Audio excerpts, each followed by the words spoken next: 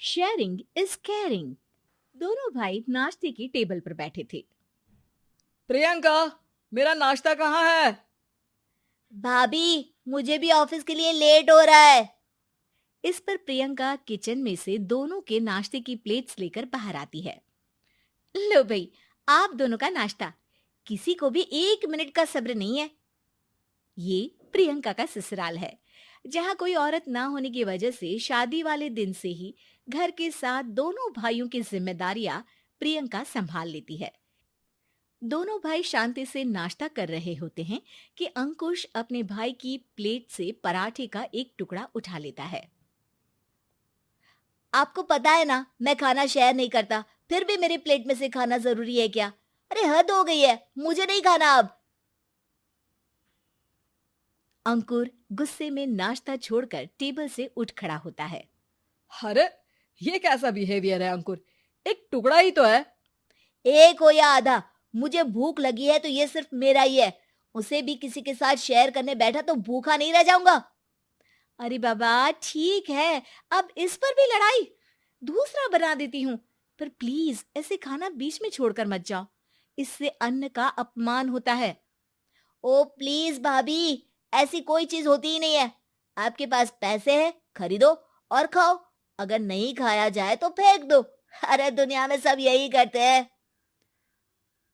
अंकुर bag उठाकर office के लिए चला जाता है, जिसके पीछे उसका बड़ा भाई मायूस सा घर में खड़ा रह जाता है। जिसने बचपन से सोने की चम्मच में खाया हो, उसे दुनिया के बारे में क्या पता होगा। वैसे गलती तो हमारी ही है। अगर कभी बचपन में ही सही गलत का फर्क सिखाया होता तो आज ये हाल नहीं होते। आप फिक्र क्यों करते हैं जी? भगवान है, वो जो भी करता है सबकी भलाई के लिए ही करता है।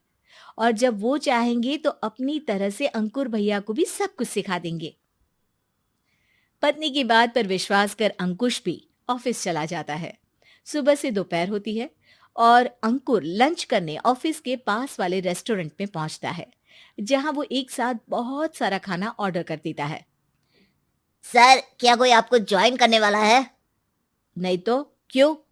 अब कुछ नहीं सर, ऐसे ही। वेटर चला जाता है और कुछ देर में अंकुर का ऑर्डर लेकर वापस आता है, जिस पर अंकुर सब डिशेस में से थोड़ा थोड़ा खाकर बाकी ऐसे ही छोड़कर बिल देकर चला जाता है। वाह भगवान, तेरी माया। कहीं कोई एक एक टुकड़े के लिए तरसता रहता है और ये 5 लोगों का खाना ऑर्डर करके एक का भी पूरा नहीं खाते। पैसे वालों की माया। वेटर टेबल साफ कर बचा हुआ सारा खाना लेकर रेस्टोरेंट के पीछे घूम रहे बच्चों के पास पहुंच जाता है, जिसे देख बच्चों के चेहरे खिल उठते हैं। वाह, आज इतना सारा खाना आया। थैंक यू भैया। भगवान आपको खाने की फैक्ट्री बना दे। अगर ये फैक्ट्री मेरी होती तो तुम लोगों को कभी किसी का झूठा बचा हुआ खाना नहीं खाना पड़ता। चलो तुम लोग खाओ, पर ध्यान रखो किसी को पता ना चले, नहीं तो मेरी नौकरी चली जाएगी। इसी के साथ दिन बीतता है और रात को दोनों भाई एक साथ घर पहुंचते हैं। कुछ देर में सब डिनर करने बैठते हैं, जहां अंकुश अंकुर को समझाने की कोशिश करता है।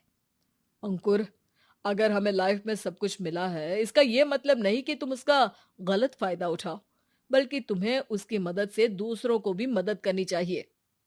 भैया, जिनके पास नहीं है उनकी वजह मैं तो नहीं ना।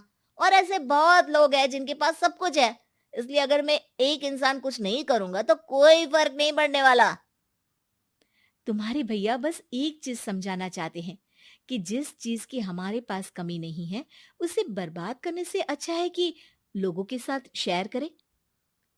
इससे हम सिर्फ सामान नहीं, खुशियां भी बांटते हैं, और इसमें तुम्हारा ज्यादा कुछ तो जाएगा नहीं।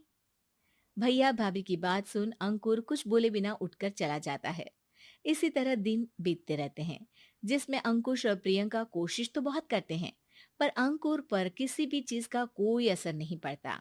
एक दोपहर अंकुर सैंडविच खाते हुए सड़क के किनारे चल रहा होता है। तभी उसकी नजर आइसक्रीम वाले पर पड़ती है और वो सैंडविच सड़क किनारे फेंक आइसक्रीम खरीदने पहुंच जाता है। अब इसे कहते हैं जिंदगी का सुख। जैसे ही अंकुर आइसक्रीम लेकर पीछे मुड़ता है, तो एक आदमी को सड़क से वही सैंडविच उठाते हुए देखता है।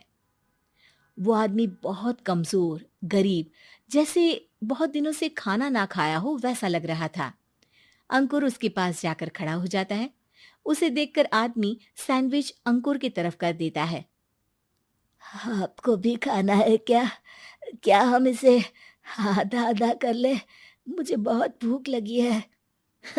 वो मेरा ही झूठा सैंडविच है। तुम दूसरा खरीद कर क्यों नहीं खा लेते? इसे क्यों खा रहे हो? अरे भैया, अगर खरीदने के पैसे होते तो 4 दिन से भूखा नहीं घूम रहा होता। हैं? क्या? तुमने 4 दिन से कुछ नहीं खाया, फिर भी इस आधे सैंडविच को मेरे साथ बांटने के लिए तैयार हो गए? क्यों? अरे भैया, पैसा नहीं है तो क्या हुआ, इंसानियत आज भी उतनी महंगी नहीं हुई, और ना ही उस पर अमीर गरीब का टैग लगा है जो हम उसे रख ना सके। पर अफसोस, आजकल लोगों के अंदर पोषण, खून या विटामिन से ज्यादा इंसानियत की कमी होने लगी है। आदमी की बातों से अंकुर को समझ में आ जाता है कि वो आज तक कितना गलत काम करता आ रहा था। इसके बाद से वो अपनी किसी के साथ शेयर नहीं करने और खाने को बर्बाद करने वाली आदत को छोड़ देता है।